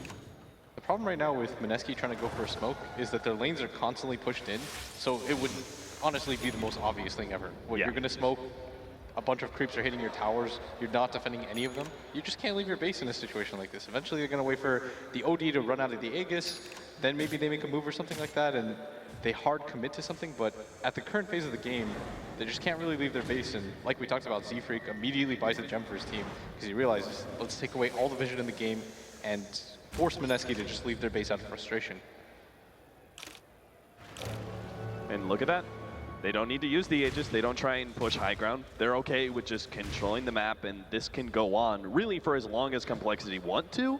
but most likely they're just going to farm up for another 5 minutes, take the next Roshan, and that will probably be a high ground time because they'll have enough items on the Tiny that he's a constant threat standing on the high ground, and then the OD.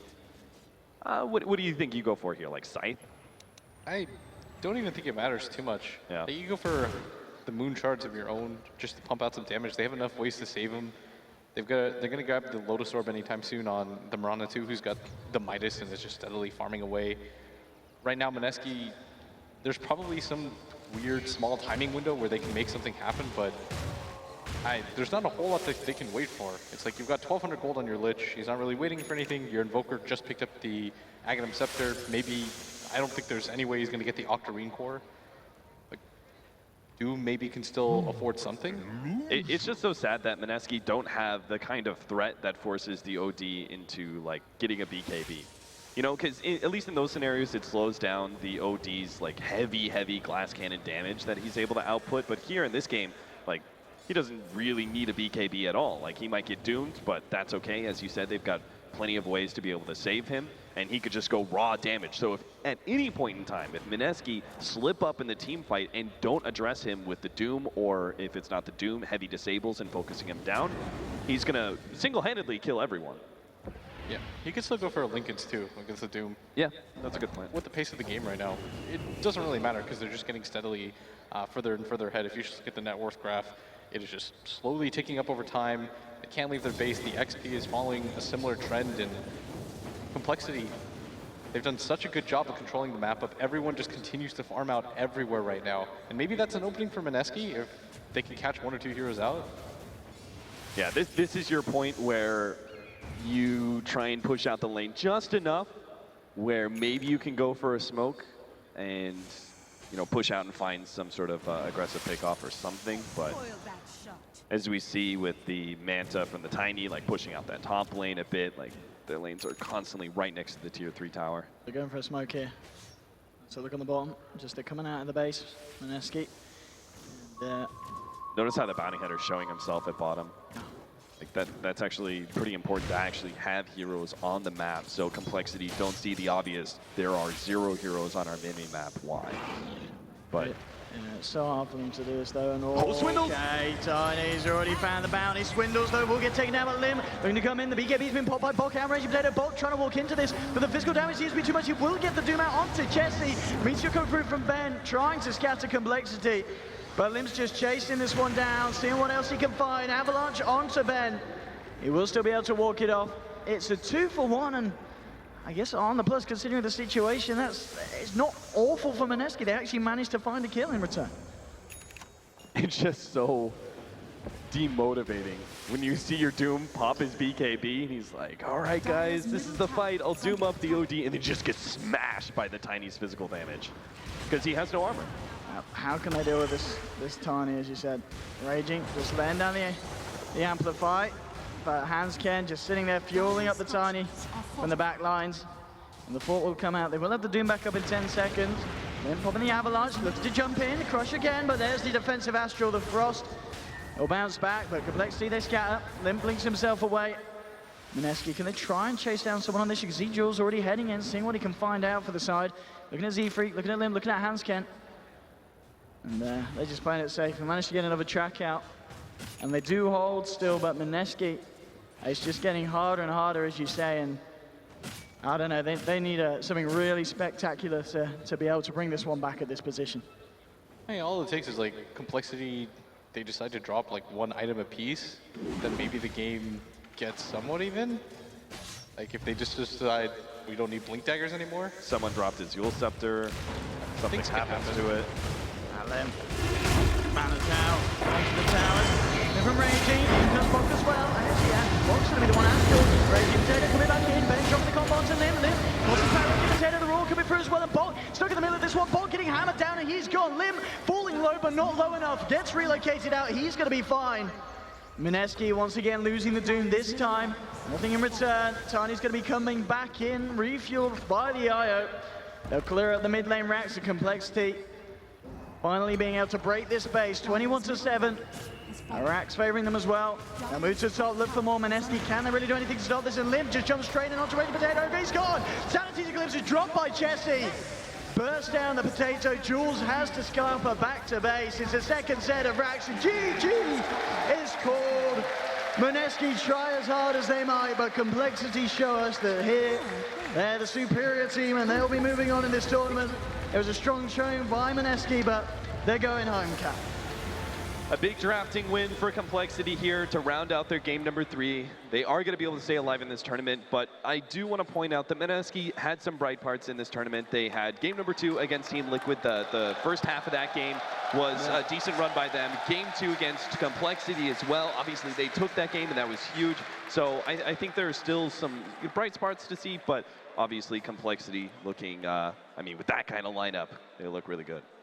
I sort of think that Mineski are going to be really disappointed, especially in that game 1, where it felt like they were maybe 5 minutes away from being able to win. If they were just a tiny bit more clean on their execution, we could have a completely different storyline coming out of this. But in compLexity, they're going to walk away with a victory. Is good show, sportsmanship, is handshakes all around. Absolutely, and well, what a series it was. Just that last game, compLexity showing us that they were really back on form. An important match as well, of course, because this is going to really help towards compLexity's bidding for getting that direct invite to the major. So they're going to be very happy that they come out of this one victorious, and we will, of course, see them move on later today in the tournament here at ESL Manila. But for now, we're going to have a short break, and then we're going to be out with more action with the second series of the day right around the corner. We'll see you guys in a bit.